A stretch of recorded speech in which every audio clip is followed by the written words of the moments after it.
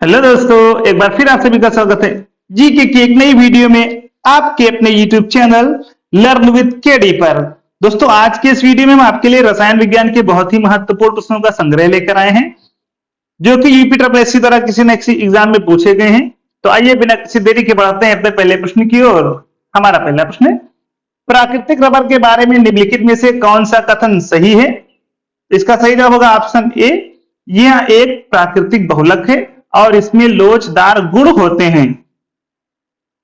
प्राकृतिक रबर एक प्राकृतिक बहुलक है और इसमें प्रत्यास्थ लोचदार गुण पाए जाते हैं। इसे प्रत्यास्थ बहुलक भी कहा जाता है। इसका उत्पादन रबर पौधे के लेटेक्स से किया जाता है, जो कि रबर का जल में कोलाइडी परिक्षेपण है। यह लेटेक्स रबर के वृक्षों की छाल से प्राप्त किया जाता है, जो भारत, श्रीलंका, इंडोनेशिया, मलेशिया, दक्षिणी अमेरिका आदि देशों में पाए जाते हैं। निम्नलिखित में से क्या जलीय निकाय में होने वाले प्रदूषण में योगदान नहीं करता? सही जवाब होगा ऑप्शन बी, ओजोन। ओजोन जल प्रदूषण का कारक नहीं है। यह जलीय निकाय में होने वाले प्रदूषण में योगदान प्रदान नहीं करता। स्ट्रेटोस्फीयर में ओजोन परत सूर्य से आने वाली हानिकारक पराबैंगनी किरणों से पृथ्वी की रक्षा करती है। निम्नलिखित में से कौन सा मान क्षारीय विलयन के पीएच का प्रतिनिधित्व करता है? सही जवाब होगा ऑप्शन सी, 10। किसी विलयन में पीएच मान 7 उदासीन होता है। जब विलयन का पीएच मान 7 से अधिक होता है तो वह क्षारीय विलयन, जबकि विलयन का पीएच मान 7 से कम होने पर वह अम्लीय विलयन होता है। अतः विकल्प सी अर्थात का पीएच 10 क्षारीय विलयन का प्रतिनिधित्व करता है। बढ़ते हैं अगले प्रश्न की ओर। मिथाइल आरएनए संकेतक पीएच किस मान सीमा पर अपना रंग बदलता है? सही जवाब होगा ऑप्शन ए, 3.1 से 4.4 पर। मिथाइल आरएनए संकेतक 3.1 पीएच मान पर लाल रंग तथा 4.4 पीएच मान पर पीला रंग प्रदर्शित करता है। यह अम्लीय माध्यम में लाल तथा क्षारीय माध्यम में पीला रंग दर्शाता है। यह एक संश्लेषित सूचक है। सार्वजनिक आपूर्ति हेतु पानी का पीएच मान किस श्रेणी में होता है? सही जवाब है ऑप्शन बी, 6.5 से 8.5।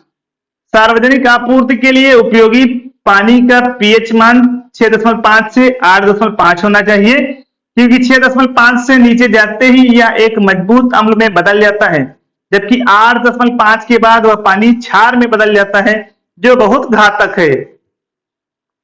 निम्न में से किस प्रकार के कोयले में सबसे अधिक कार्बन सामग्री होती है? सही जवाब होगा ऑप्शन डी, एंथ्रासाइट। प्रश्नगत विकल्पों में सर्वाधिक कार्बन प्रतिशतता एंथ्रासाइट 87% से अधिक में पाई जाती है। यह कोयले की उच्चतम रैंक है। निम्नलिखित में से किस विकल्प का निर्माण काठ की लुगदी वुड पल्प से किया जाता है? तो सही जवाब होगा ऑप्शन डी, रेयान। रेयान एक मानव निर्मित फाइबर है, जिसे रासायनिक विधि द्वारा सेल्यूलोज से तैयार किया जाता है। रेयान बनाने के लिए आवश्यक सेलुलोज को काठ की लुगदी से प्राप्त किया जाता है। सिंथेटिक फाइबर के संबंध में निम्नलिखित में से कौन सा कथन गलत है? तो दोस्तों, इसका सही जवाब होगा ऑप्शन सी, प्राकृतिक फाइबर से कम टिकाऊ। पौधे और जानवरों से प्राप्त फाइबर प्राकृतिक फाइबर हैं। मानव द्वारा निर्मित फाइबर सिंथेटिक फाइबर हैं, जैसे rayon, nylon, polyester. Synthetic fibre अधिकांश प्राकृतिक फाइबर से अधिक टिकाऊ होता है। दो विभिन्न प्रकार के पदार्थों के कण को स्वतः ही आपस में मिश्रित करने की प्रक्रिया को क्या कहते हैं? सही जवाब होगा ऑप्शन सी, डिफ्यूजन। दो विभिन्न प्रकार के पदार्थों के कण को स्वतः ही आपस में मिश्रित करने की प्रक्रिया को डिफ्यूजन विसरण कहते हैं। द्रव्य की गैस अवस्था में डिफ्यूजन क्रिया अत्यधिक तीव्र गति के साथ, जबकि ठोस में अत्यधिक धीमी गति के साथ संचालित होती है। एक कमजोर एसिड एवं सशक्त बेस के बीच बने नमक का पीएच हो सकता है?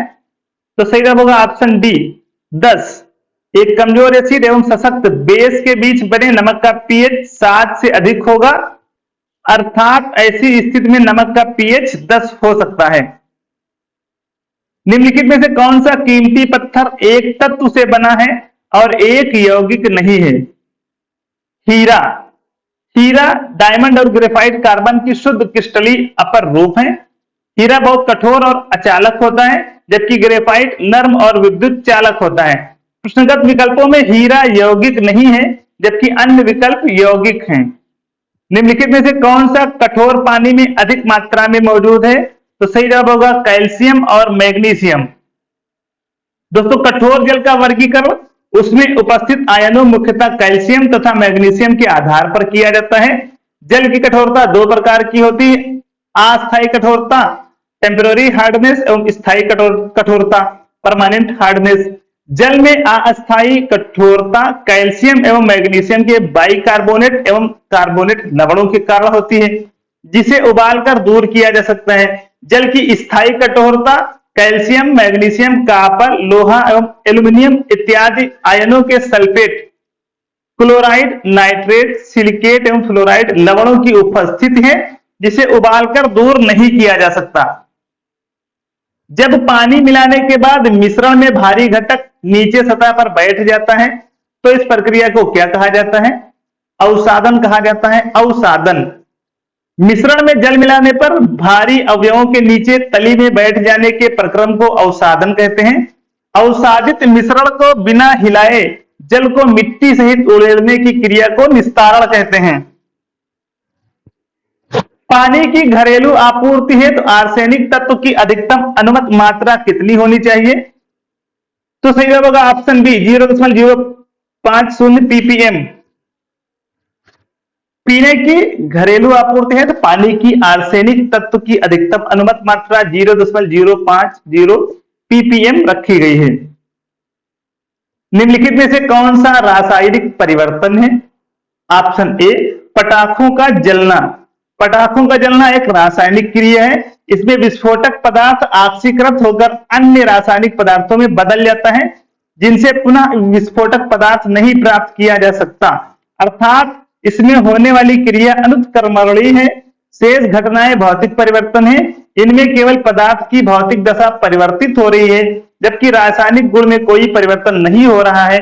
भौतिक परिवर्तन उत्क्रमणीय होता है। अगला प्रश्न है वाष्पीकरण की प्रक्रिया के बारे में निम्नलिखित में से कौन सही है? तो इसका सही जवाब है ऑप्शन बी, यह सतह के क्षेत्र में वृद्धि होने पर बढ़ती है। जल के तरल से गैसीय अवस्था में परिवर्तन होने की प्रक्रिया को वाष्पीकरण कहते हैं।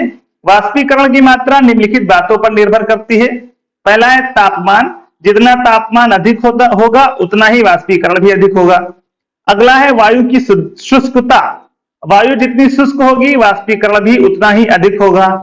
फिर है बादल, मेघ रहित आकाश में वाष्पीकरण की प्रक्रिया शीघ्र होती है।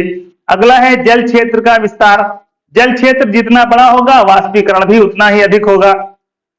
अगला है पवन का वेग, पवन का वेग जितना अधिक होगा उतना ही वाष्पीकरण भी अधिक होगा। वाष्पीकरण की प्रक्रिया के बारे में निम्नलिखित में से कौन सा कथन सही है? सही जवाब है ऑप्शन डी, द्रव अवस्था गैसीय अवस्था में बदल जाता है। वाष्पीकरण एक सतह की परिघटना है। सतह के कण पर्याप्त ऊर्जा ग्रहण कर उनके बीच के परस्पर आकर्षण बलों को पार कर लेते हैं और द्रव को गैस वाष्प अवस्था में परिवर्तित कर देते हैं। संघनन जल चक्र की प्रक्रियाओं में से एक है। संघनन के बारे में निम्नलिखित में से कौन सा कथन सत्य है? सही जवाब होगा ऑप्शन ए, वाष्प अवस्था को तरल अवस्था में बदला जाता है। संघनन में वाष्प को तरल अवस्था में परिवर्तित किया जाता है। यह वाष्पन की उल्टी प्रक्रिया है। प्रायः जल चक्र के संदर्भ में ही इसका प्रयोग होता है। संघनन की प्रक्रिया के द्वारा ही बादलों का निर्माण होता है। निम्नलिखित में से कौन सा चक्र पृथ्वी पर मौसम के पैटर्न का एक महत्वपूर्ण पहलू है? सही जवाब है ऑप्शन बी, जल चक्र। जल चक्र में सौर विकिरण की सबसे महत्वपूर्ण भूमिका है। सौर विकिरण जल चक्र को चालित करता है और जल का वाष्पीकरण करता है। यह वाष्पीकृत जल बादलों में संघनित होकर पुनः वर्षा के रूप में पृथ्वी की सतह पर आता है। पृथ्वी के वायुमंडल में जल के आने और जाने का चक्रीय क्रम पृथ्वी पर मौसम के पैटर्न का एक महत्वपूर्ण पहलू है। निम्नलिखित में से कौन सी प्रक्रिया जल चक्र में शामिल प्रक्रिया का एक हिस्सा है? वाष्पीकरण। दिए गए विकल्पों में वाष्पीकरण जल चक्र में शामिल प्रक्रिया का एक हिस्सा है। नीचे दिए गए विकल्पों में से जल चक्र के संबंध में गलत कथन की पहचान करें। Option B is the right answer. जल वाष्प केवल वाष्पोत्सर्जन के माध्यम से ही वायुमंडल में आती है। ये गलत है। जल चक्र के अंतर्गत जल के वाष्पीकरण से बादलों का निर्माण, बर्फ का पिघलना, सूर्य के प्रकाश से वाष्पीकरण आदि आते हैं, जबकि जल वाष्प का निर्माण क्वथन, उबाल तथा वाष्पीकरण जैसी प्रक्रियाओं से होता है। निम्नलिखित में से किसका प्रयोग एंटी फ्रीज के रूप में किया जाता है? मिथाइल अल्कोहल का। मिथाइल अल्कोहल या मेथेनॉल का प्रयोग एंटी फ्रीज के रूप में किया जाता है। एंटी फ्रीज का प्रयोग जलीय विलयन के हिमांक को कम करने में किया जाता है। निम्नलिखित में से किसका अधिकतम तापजनक मान होता है? हाइड्रोजन का। हाइड्रोजन का अधिकतम तापजनक मान होता है। किसी ईंधन के 1 किलोग्राम के पूर्ण दहन से किसी ईंधन के 1 किलोग्राम के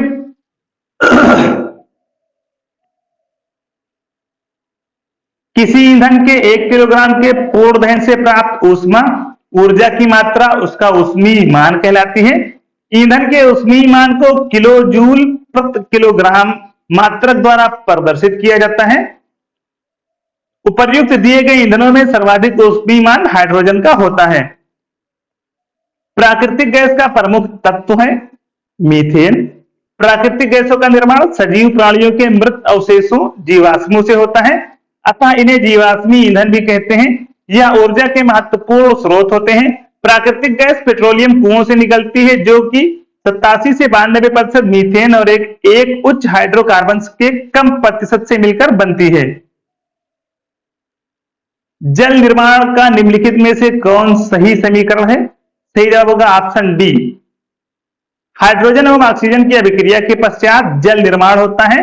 इसमें हाइड्रोजन के 2 अणु ऑक्सीजन के अणु से अभिक्रिया कर 2 अणु जल का निर्माण करते हैं। आवर्त सारणी के लंबे आकार में फ्लोरीन किस ग्रुप और पीरियड में स्थित है? Group 17 period 2। Option B is the right answer. आवर्त सारणी के लंबे आकार में फ्लोरीन ग्रुप 17 और पीरियड 2 में स्थित है। फ्लोरीन का परमाणु क्रमांक 9 है। फ्लोरीन की खोज 1886 ईस्वी में हेनरी मोरिसन द्वारा की गई थी। खतरनाक कचरों में पाए जाने वाले दो रासायनिक पदार्थों के प्रत्यक्ष प्रभाव के फलस्वरूप मृत्यु हो सकती है। वे दो पदार्थ कौन हैं? ऑप्शन सी मरकरी और साइनाइड। खतरनाक कचरों में पाए जाने वाले दो रासायनिक पदार्थों के प्रत्यक्ष प्रभाव के फलस्वरूप मृत्यु हो सकती है। ये दो पदार्थ मरकरी या पारा तथा साइनाइड हैं। इनका शरीर में प्रवेश मृत्यु का कारण बन सकता है। नगर पालिका के कूड़े कचरे एक बड़े फर्नेस में जलाए जाते हैं। इस फर्नेस को क्या कहा जाता है? इंसिनरेटर कहा जाता है। इंसिनरेटर। नगर पालिका के कूड़े कचरे एक बड़े फर्नेस में जलाए जाते हैं। इस फर्नेस को इंसिनरेटर कहा जाता है। सीएनजी को वाहनों में ईंधन के रूप में भरने के लिए कितने किलोग्राम प्रति वर्ग सेंटीमीटर तक दबाया जाता है? 200 से 250। सीएनजी कंप्रेस्ड नेचुरल गैस को वाहनों में ईंधन के रूप में भरने के लिए 200 से 250 किलोग्राम प्रति वर्ग सेंटीमीटर तक दबाया जाता है। संपीड़ित प्राकृतिक गैस धरती के भीतर पाए जाने वाले हाइड्रोकार्बन का मिश्रण है, जिसमें सर्वाधिक मात्रा में मीथेन गैस होती है। बायोगैस में मुख्यतः पाई जाती है मीथेन। बायोगैस संयंत्र से उत्पादित बायोगैस का मुख्य घटक मीथेन गैस होती है, जिसे जीवाश्म ईंधन के स्थान पर ऊर्जा उत्पादन के लिए प्रयोग में लाया जा सकता है। ऑक्सीजन की अनुपस्थिति में किसी कार्बनिक पदार्थ के जैविक विखंडन से उत्पन्न गैस बायोगैस कहलाती है। इसमें मीथेन की मात्रा 50 से 75% तक होती है। फास्फोरस जब कास्टिक सोडा से क्रिया करता है तो उत्पाद PH3 तथा NaH2PO2 देता है। यह अभिक्रिया एक उदाहरण है। किसका उदाहरण है? तो सही जवाब होगा ऑप्शन सी ऑक्सीकरण और अपचयन का। उपर्युक्त अभिक्रिया ऑक्सीकरण इलेक्ट्रॉन का त्यागना एवं अपचयन इलेक्ट्रॉन का बढ़ना का उदाहरण है। इस अभिक्रिया में फास्फोरस का अपचयन तथा ऑक्सीकरण हुआ है। जब जल स्वयं रासायनिक रूप से किसी तत्व या खनिज के साथ मिलता है तो उसे क्या कहते हैं? जलयोजन, उदकन कहते हैं। जब किसी पदार्थ से जल की रासायनिक अभिक्रिया होती है, अर्थात जब जल के अणु किसी अन्य अणु आयन के साथ जुड़ जाते हैं, तो यह जलयोजन कहलाता है। अल्फा किरणें हैं हीलियम के नाभिक। अल्फा किरणें धनावेशित अल्फा कणों से बनी है। एक अल्फा कण में 2 प्रोटॉन और 2 न्यूट्रॉन पाए जाते हैं। अल्फा कण का द्रव्यमान हीलियम 4 परमाणु के नाभिक के द्रव्यमान के बराबर होता है। अल्फा कण हीलियम परमाणु का नाभिक होता है। वान डेर वाल गैस समीकरण में नियतांकों ए और बी के विभिन्न सूत्र क्रमशः हैं। तो इसका सही जवाब है ऑप्शन बी। अगला प्रश्न है, एक सिंथेटिक ऑक्सिन है, एक सिंथेटिक ऑक्सिन है, तो इसका सही जवाब है ऑप्शन डी NaA। NaA तथा 2,4 डाइक्लोरोफिनॉक्सी एसिटिक अम्ल कृत्रिम ऑक्सिन होते हैं। NaA हार्मोन्स का छिड़काव फलों को गिरने से रोकने के लिए करते हैं। आधुनिक आवर्त सारणी में निम्नलिखित में से किस आवर्त में 5 गैर धातुओं को रखा जाता है? आवर्त 3 में। आधुनिक आवर्त सारणी में 18 वर्ग और 7 आवर्त हैं। आधुनिक आवर्त सारणी के तीसरे आवर्त में 5 गैर धातुओं को रखा गया है, जिनके नाम है सिलिकॉन, फास्फोरस, सल्फर, क्लोरीन एवं आर्गन। निम्नलिखित में से किस प्रक्रिया द्वारा जल तरल अवस्था से गैसीय अवस्था में परिवर्तित हो जाता है? वाष्पीकरण और वाष्पोत्सर्जन से। जल का तरल अवस्था से गैसीय अवस्था में परिवर्तन वाष्पीकरण एवं वाष्पोत्सर्जन प्रक्रिया द्वारा होता है। पौधों के वायवीय भागों द्वारा जल का वाष्प बनकर उड़ने की क्रिया वाष्पोत्सर्जन कहलाती है और किसी द्रव का वाष्प में परिवर्तन वाष्पीकरण कहलाता है। कार्बनिक यौगिक में कार्बन की संयोजकता हमेशा होती है 4। कार्बनिक यौगिक में कार्बन की संयोजकता 4 होती है। कार्बन के बाह्य कक्षा में 4 इलेक्ट्रॉन होते हैं जो सहसंयोजक बंध बनाने में सक्षम होते हैं। उच्छादन अनावरण पर किसी पदार्थ का वायु से नमी का अवशोषण करने के गुण को कहा जाता है? प्रस्वेदन कहा जाता है। उच्छादन अनावरण पर किसी पदार्थ का वायु से नमी का अवशोषण करने के गुण को प्रस्वेदन कहा जाता है। तो दोस्तों ये थे हमारे आज के बहुत ही महत्वपूर्ण प्रश्न। वीडियो आपको कैसी लगी कमेंट बॉक्स में जरूर बताएं। वीडियो को लाइक करें, शेयर करें और अगर आप चैनल पर नए हैं तो चैनल को सब्सक्राइब करना बिल्कुल भी ना भूलें। दोस्तों हमारा टेलीग्राम चैनल जरूर ज्वाइन करें, लिंक डिस्क्रिप्शन में दी गई है। आज के इस वीडियो में बस इतना ही। जल्दी आपसे मुलाकात होगी एक नई वीडियो के साथ। धन्यवाद।